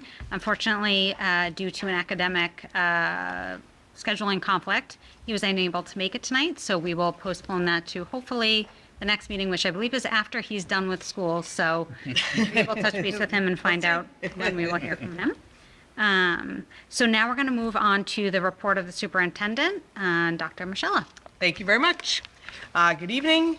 I have a few items for you tonight. The first is the FY27 budget update. There is not an update from the last time that we met. I just want to remind folks that town meeting is Monday night, a week from last night. And at town meeting, they'll be voting the budget for FY27 and also voting whether there'll be the ballot at the special election 2 Saturdays later. We'll do those dates, I know, a couple of times between now and the end of the meeting.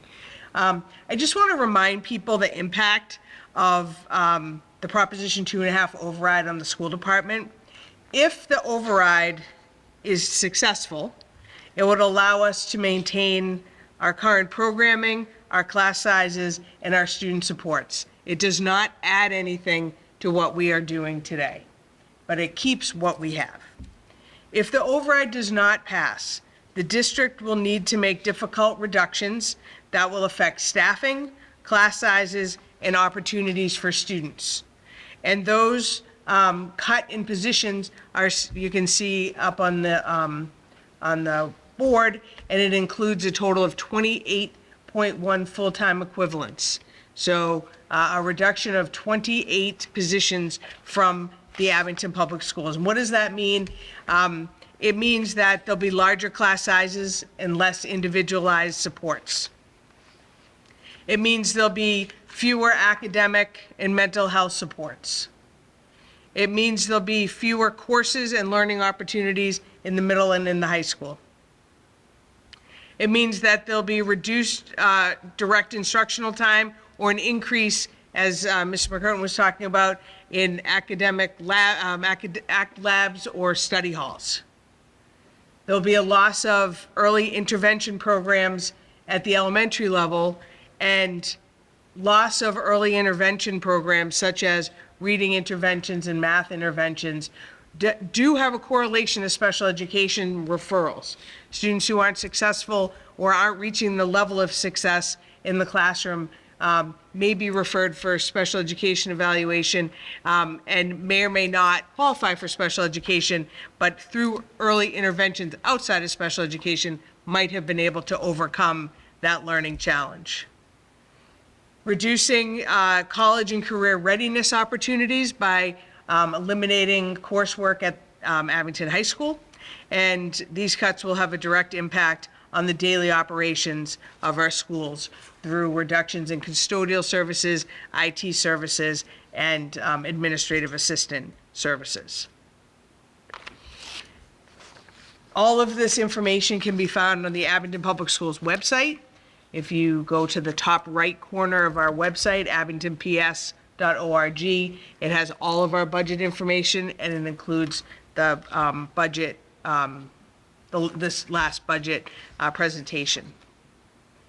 As a reminder, town meeting is May 4th, and the town ballot for the override of Prop 2.5 is on May 16th. Additionally, I will be hosting is it Cookies, Coffees, and Conversation, or Coffee, Cookies, and Conversation, this Thursday, April 30th, at 7:30 a.m. and another at 5 p.m. at the Frollo at 1071 Washington Street to discuss the budget, to discuss the impact of Prop 2.5 override, and any questions that anyone may have regarding the budget. I'm always available by phone and by email, and I'm happy to answer people's questions that way. But just to reiterate, should the override fail, there'll be a significant impact on the educational experience for the students of Abington. Are there any questions? Did I say anything? What kind of cookies? Actually, I just found out breaking news. 7:30 in the morning, we're gonna have mini muffins. In the afternoon, we're gonna have some type of cookie. Putting it on my schedule now. Coffee and water is what I can, and tea is what I can provide. But I'd love to have, and you know, I've identified 7:30 and I've identified 5, but I'm at the Frollo, or I'm at work between now and May 16th every day. So please, you're welcome to stop by or call, and I'd also be happy to meet with people. Very much. And shameless plug to Abington Cam, who has also filmed a session with you with Mr. Moresco, our town manager. Yeah. What do they call that? Community chat. Community chat. Yep. So if you look for community chat, Dr. Michelle, you can also see stuff in that. Thank you. Great. We ready to move on to the school year 25-26 goals and Sure. So in your packet, you have 2 items for me. One is my goals final report, which you're welcome, please look over. And the second is my self-assessment from the year. And I thought I'd spend a minute on the self-assessment portion, and but happy to answer any questions that people might have about either document. So at the beginning of the year, I provided a number of goals to the school committee for approval. And here's a self-assessment on overall on those goals and the 4 standards that align with the superintendent assessment rubric put out by the Department of Elementary and Secondary Education. And this reflects upon my second year as superintendent, and I would be remiss if I didn't also thank the committee for their continued support throughout this year, and it has been a challenging year. We've been talking about budget since August, and in our school committee meetings since January, but way before January in our leadership teams. However, even with the focus so much on budget, we have been able to keep our eye on instruction. And that's the good work that we do 180 days a year, that our teachers do in the classrooms, that our administrators assist in our school buildings. So through collaborative leadership, we've conducted district-wide data analysis cycles in the fall, winter, and spring, using MCAS, iReady, and formative assessment data to drive school-based action plans. And that's work that, we've talked a little bit about iReady data tonight. That's the work that iReady, the data that iReady has provided, that our schools and our teachers within our schools have been able to look at that data, make grouping changes, provide students what they need based on a more immediate evaluation of what they know and are able to do through iReady than through MCAS, which is a once a year with a delayed reporting. So that's been helpful. These plans target subgroup performance and guided instruction adjustments. and our Tier 2 and 3 intervention efforts resulted in 78% of identified students demonstrating growth on their iReady diagnostics, reflecting meaningful progress towards their goals. The other big instructional leadership item for this year was a comprehensive review of the P to 5 or preschool to 5 ELA curriculum and the work that has been done with a team of teachers and administrators and Dr. Basta partnering with the Department of Elementary and Secondary Education and the PRISM 2 grant, which it was a grant that, a competitive grant that we applied for and received $293,000. $293,000 to go towards ELA curriculum, materials, coaching, and curriculum. And that, along with the money that town meeting set aside last year for ELA curriculum, we are in a very strong position to be rolling out a new ELA curriculum for next year. And like I said, that'll be coupled with professional development and materials for our students in pre-K to 5. Dr. Basta and the team have done a lot of reflection and looking at our practices and our students' needs to select a program. And I know you'll hear more about that from Dr. Basta in May and June meetings. Management and operations is standard 2, and we have done a lot of work, as you know, with our communication and emergency communication protocols, which I think have been quite successful.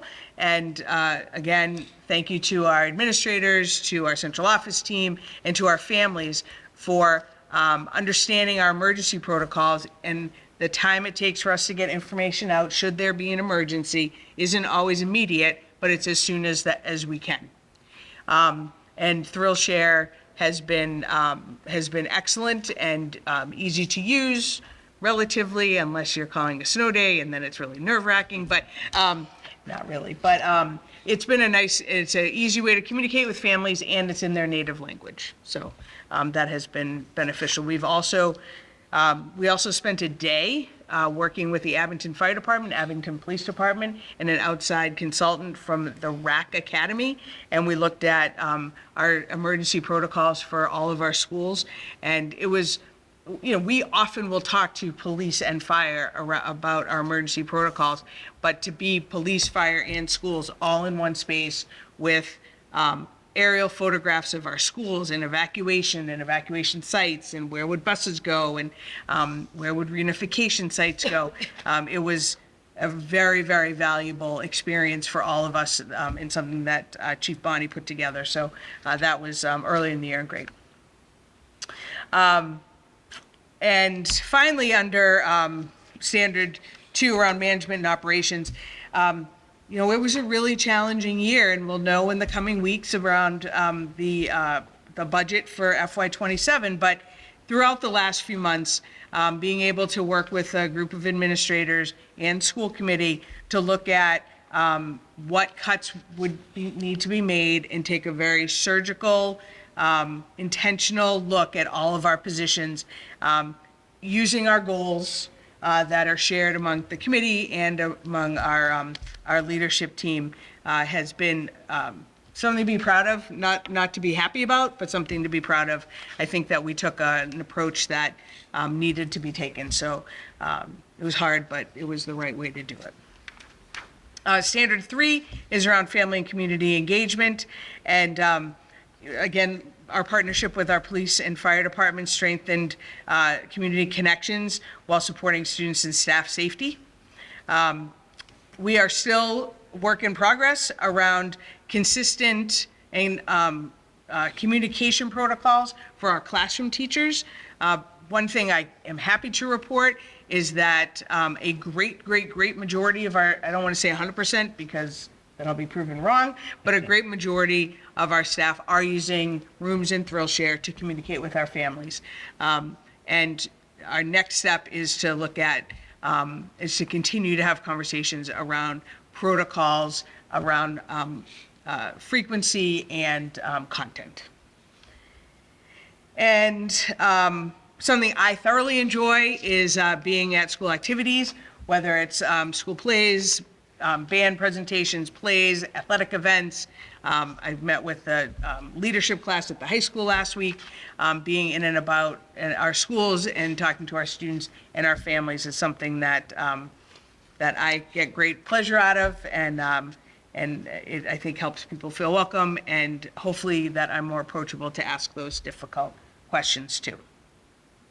And finally, standard 4 is around professional culture, and I think through the year, the district has demonstrated a strong commitment to building a collaborative, reflective, and growth-oriented professional culture.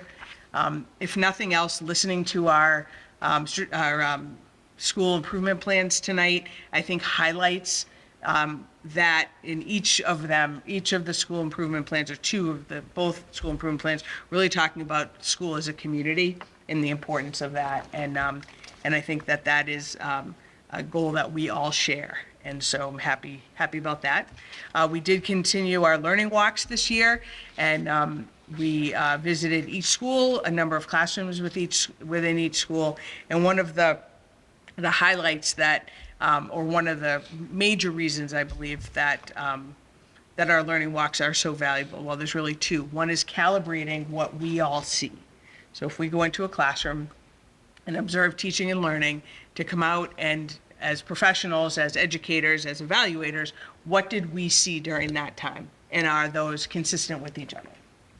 And second, kind of a secondary purpose, but ended up being a very important purpose, is we have administrators from pre-K to 12 talking about strategic surgical cuts that need to be made, and having an opportunity to be, as a high school principal, to be in an elementary classroom, as a middle school principal, to be in the pre-K, and see what happens in those classrooms. It doesn't put you, give you as much exposure as being the principal of that building, but does give you an understanding, or a greater understanding, of what happens. And all of our principals reported that having those visits made understanding what that principal was, I'm going to say not arguing, but talking about, more real. So those were very valuable. Additionally, and finally, I participated in year 2 of the new Superintendent Induction Program, or NISIP, that is facilitated by the Mass Association of School Superintendents and the Mass Department of Elementary and Secondary Education. Also involved in Superintendent Roundtable. We have a smaller lighthouse group, attended coaching sessions, and that's been I call it Superintendent School. It's been a valuable resource, and also a really valuable resource of colleagues around the Commonwealth. That is my self-assessment. As you know, you need to evaluate, you all need to evaluate me also. I don't know, Melanie, if you would like to do as we did last year? Yes, so we'll circulate an Excel file with everyone's opportunity to provide feedback. And if it's okay with you, Ms. Leach, it'll all get sent through you Yep. to compile. Yep. And then we'll have that sent back out to you, and you can share that with the committee prior to the next Great. meeting. Thank you. Wonderful. Thank you. Thank you. Ready for the last one? Kind of exciting. Establishment of the final day of school for the 25-26 school year as Thursday, June 18th, which is also a half day for students. So final day of school of the 25-26 school year, Thursday, June 18th, which will be a half day for students. I'm just going to ask the question I asked you already. What happens if it snows tomorrow? It better not snow tomorrow. If you have, after April 1st, you can set your last day of school, and it won't be impacted by any other reason to close school. Oh, so let it snow, man. I knew the answer because I'd asked her already, so I was asking it out there, so. Thank If you. no further questions, I'll be looking for a motion to approve the final day of the 25-26 school year as Thursday, June 18th, 2026, which will be a half day for the students. I'll make the motion. I will second. All in favor? Aye. Aye. Thank you. Great. Okay, and the establishment of the next school committee date. Our next school committee date will be just prior to the town meeting on Monday, May 4th, 2026 at 6:30 in where we are today, Abington Middle School High School Library. And then we will remain in open session throughout town meeting. And then the next normal, if you will, agenda-based school committee meeting will be Tuesday, May 26th, 2026 at 6:30, again in the Abington Middle High School Library. Any other questions before?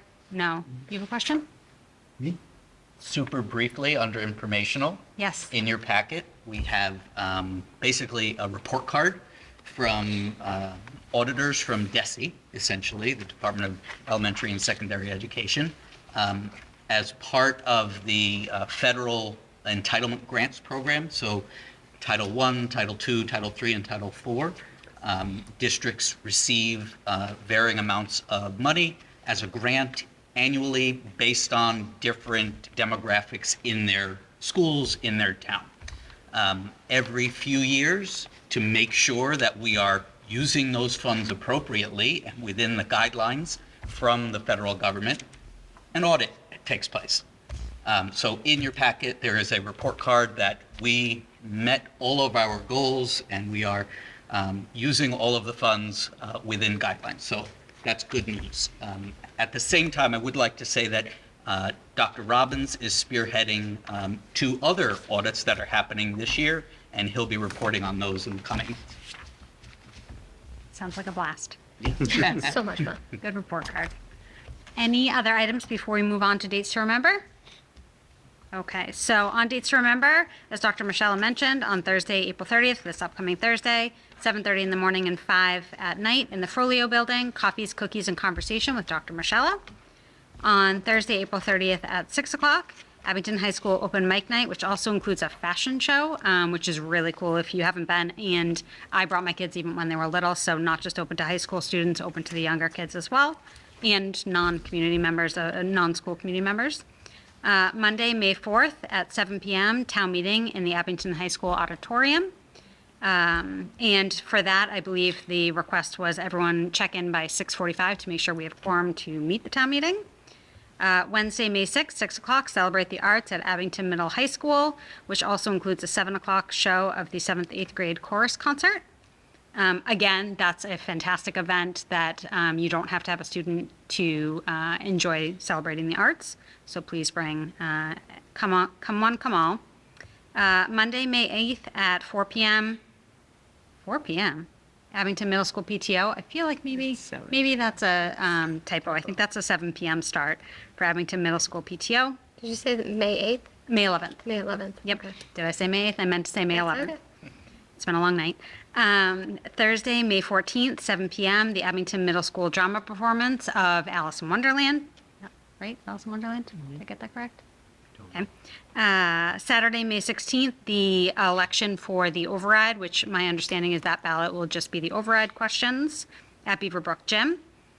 And Saturday, May 16th as well, at 2 and 7 p.m., another performance of the middle school drama. And then Thursday, May 21st, Abington High School senior, last day in their senior reception. And then at our next meeting, we'll have some more senior dates to remember. Anything I have forgotten to mention? Lots going on in the month of May. Wonderful. And forgive me, I need a motion to adjourn, right? Okay, so I'll be looking for a motion to adjourn. I will make that motion. I'll second. All in favor? Aye. Aye.